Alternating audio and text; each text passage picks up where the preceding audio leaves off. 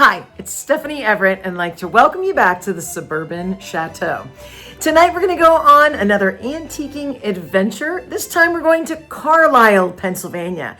And tonight's video is the thrill of the chase. And I'm sure some of you antiques lovers out there are just like me. There are just certain things that really get you going on that chase. Something that always catches your eye. You guys know, for me, one of the things is baskets, and especially lidded baskets, because I take them and transform them. So that's one of the things that I'm chasing every time I'm antiquing. How about china? Different types of china, things that I collect. I collect a certain kind of Currier and Ives Adams china. So anytime I'm looking, my eyes are always looking for that same pattern. So I'm sure you can relate to that when you're looking for your antiques treasures as well. So we're going to go to a couple of really great antique stores. Some of them I've taken to you before: the Bedford Street Antiques, the Carlisle Antiques Mall, and a couple other great little places around the Carlisle, Harrisburg area. We're going to start out with an awesome breakfast at the Valley Bistro in Enola, Pennsylvania. It is the only place to start the antiquing adventure. And then we're going to chase down some of our favorite antiques to find in the Carlisle, Harrisburg area.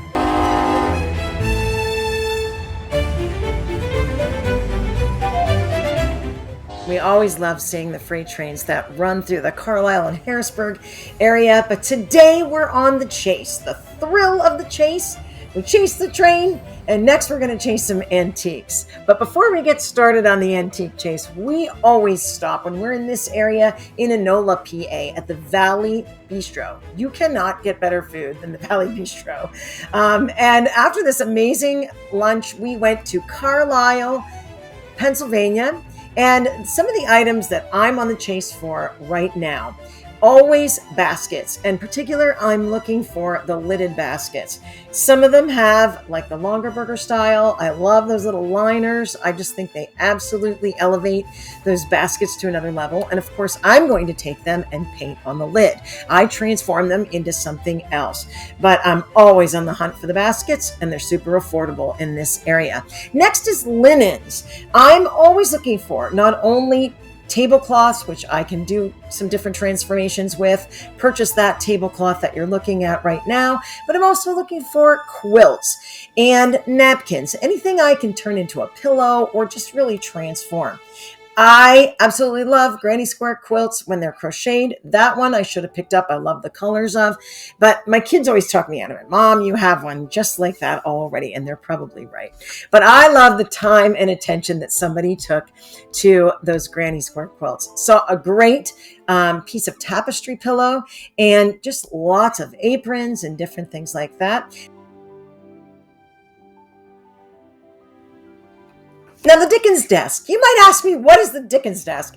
Picture in your mind the little child Oliver standing, "Please, sir, I want some more." Or if you've ever watched Nicholas Nickleby, the headmaster always stands at the Dickens desk. It's a great angled desk, a great work desk.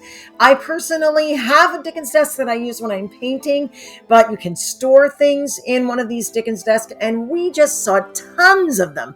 A lot at the Carlisle Antique Mall, a couple at the Northgate Antiques, but I just kept running into different iterations of the Dickens desk. Love it.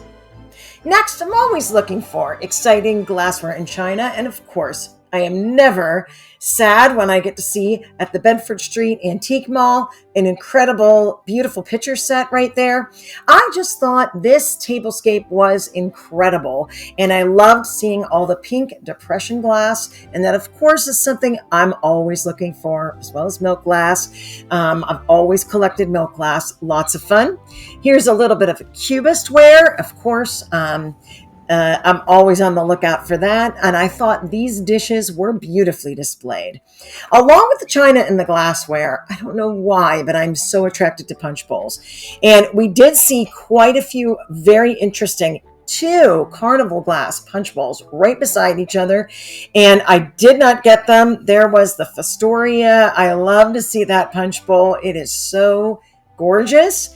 But there are no lack of punch bowls in the Carlisle, Pennsylvania area. Lots of them. And then, of course, this is my favorite. And I think this might have been the best price yet I've seen.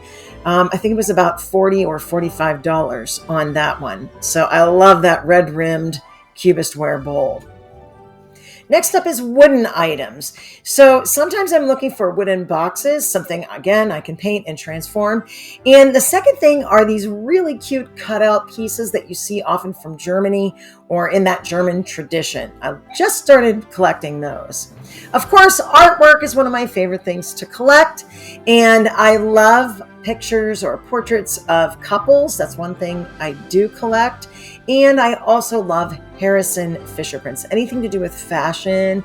And of course, those beautiful Gibson girl portraits. I love them. I have a couple in my dressing room, and I just think they're so much fun. But found a lot of incredible prints, not only at the Carlisle Antique Mall, but of course, the Bedford Street Antiques. Made the deal of the day on this portrait, which I ended up using as a prop for a play at school. Hope you had fun on our trip to Carlisle, Pennsylvania, and chasing some of our favorite antiques and seeing some great finds that we found there. And stay with us. More antiques adventures coming up soon.